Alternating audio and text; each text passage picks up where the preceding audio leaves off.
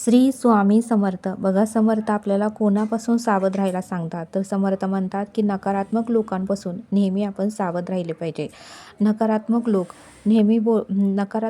नेहमी बोलत असतात की भक्ती करून काहीच उपयोग नाही, प्रगती होत नाही, असं नेहमी ते म्हणत असतात. अशा लोकांपासून नेहमी आपण सावध राहिलं पाहिजे, असं समर्थ आपल्याला ते सांगतात. समर्थ म्हणतात की नेहमी जे लोक जास्त रागराग करतात त्या लोकांपासूनही आपण नेहमी सावध राहिलं पाहिजे. आपण जर अशा लोकांच्या सानिध्यात राहिलो तर आपल्यालाही जास्त राग येऊ शकतो, असं समर्थ आपल्याला ते सांगतात. बघा म्हणले समर्थ, एखादं लिंबाचं झाड असतं आणि त्या लिंबाच्या झाडाखाली जर एखादं फुलाचं झाड जर असेल तर बघा, त्या लिंबाच्या झाडावरचे काटे त्या फुलांच्या झाडावर हळूहळू का होईना पडू लागतात. अशा पद्धतीने आपल्यावरही वाईट लोकांचा प्रभाव हा थोडा का होईना होतच असतो. म्हणून समर्थ म्हणतात की अशा लोकांपासून आपण सावध राहिलं पाहिजे. बघा म्हणले समर्थ, भक्तांनी नेहमी सकारात्मक विचार करणाऱ्या लोकांपाशी राहिलं पाहिजे.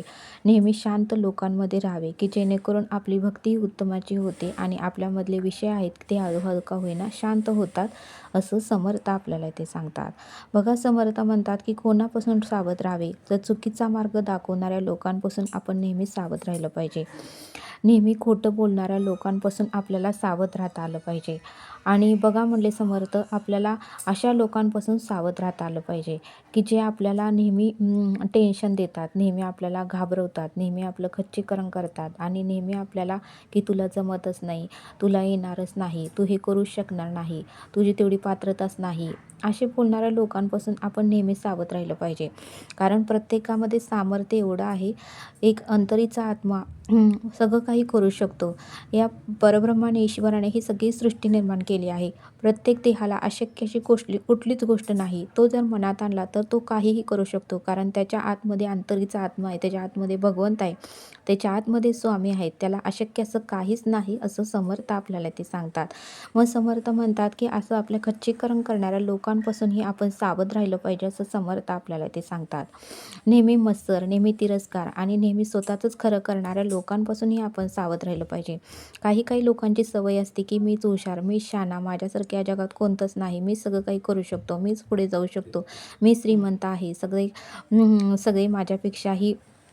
माझ्यापेक्षाही मंद आहेत, असं एखाद्या व्यक्तीला वाटू शकतं. अशा लोकांपासूनही स्वामी म्हणतात आपण सावध राहिलं पाहिजे. तर आपण जर त्या लोकांच्या सानिध्यात राहिलो की आपलाही स्वभाव तसाच होतो. म्हणून समर्थ म्हणतात की अशा लोकांपासूनही आपण सावध राहता आलं पाहिजे, असं समर्थ आपल्याला ते सांगतात. समर्थ म्हणतात की नेहमी वाईट मार्गाने पैसा कमवतात आणि ज्यांचं चरित्र हे वाईट आहेत, अशा लोकांपासूनही आपण सावध राहिलं पाहिजे. नकळत का होईना त्याचा प्रभाव आपल्यावर पडतो, असं समर्थ आपल्याला ते सांगतात. आणि म्हणून समर्थ म्हणतात की नेहमी भक्ती करतात, सद्मार्गाने चालतात, प्रामाणिकपणे पैसे मिळवतात, किती जरी गरिबी असली तर एक रुपयाही लोकांचा घेत नाहीत. अशा लोकांच्या सानिध्यात आपण राहिलं पाहिजे. नेहमी गरीब असतानाही ते त्यांची भक्ती उत्तमाची असते, आईवडिलांची सेवा करतात, प्रामाणिकपणे पैसा मिळवतात, जे नम्रतेत आहेत, उत्तमाचं सर्वांशी बोलतात, वागतात, इतरांची सेवा करतात, अशा लोकांच्या सानिध्यात आपण राहिलं पाहिजे. नेहमी सकारात्मक विचार करतात, आपल्याला नेहमी म्हणत असतात की तू करू शकतोयस, तू हुशार आहेस, तुला अशक्य असं काहीच नाही. अशा लोकांमध्ये आपण राहिलं पाहिजे की जेणेकरून आपल्यातले गुण जी समोरची ओळखते त्या व्यक्तींच्या सानिध्यात आपण राहिलं पाहिजे. तर समर्थ म्हणले की आपली प्रगती होऊ शकते. आपण जर नेहमी नकारात्मक, निगेटिव्ह बोलणाऱ्या व्यक्तींमध्ये राहिलो तर आपल्यामध्येही हळूहळू का होईना ते विचार येत राहतात. म्हणून समर्थ म्हणतात की अशा नकारात्मक विचार करणाऱ्या, रागराग करणाऱ्या, द्वेष मत्सर करणाऱ्या लोकांपासून आपण नेहमी सावध राहिलं पाहिजे, असं समर्थांनी आपल्याला ते सांगितलं.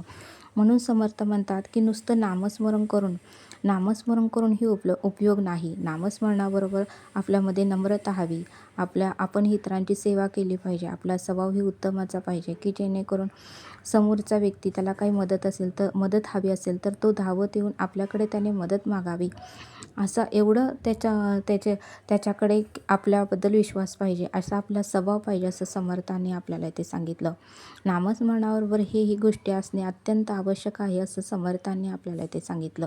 म्हणून समर्थ म्हणतात की नेहमी सद्मार्गाने चाला, गरिबी जरी असली तर प्रामाणिकपणे पैसे मिळवा, शेवटी पाहणारा परब्रह्म आहे, तो वेळ काय आला की भरपूर आपल्याला देणार आहे, असं समर्थांनी आपल्याला इथे सांगितलं. म्हणून समर्थ म्हणतात की नेहमी नकारात्मक, वाईट विचार करणाऱ्या लोकांपासून आपण सावध राहिलं पाहिजे आणि नेहमी सत्कर्म करणाऱ्या, नेहमी सद्विचार करणाऱ्या, नेहमी प्रामाणिकपणे पैसे मिळवणाऱ्या लोकांमध्ये आपण राहिलं पाहिजे. सकारात्मक विचार करणाऱ्या लोकांमध्ये आपण राहिलं पाहिजे, असं समर्थांनी आपल्याला इथे सांगितलं. तरी आता आपण येथेच थांबूया. श्री स्वामी समर्थ. जय जय स्वामी समर्थ.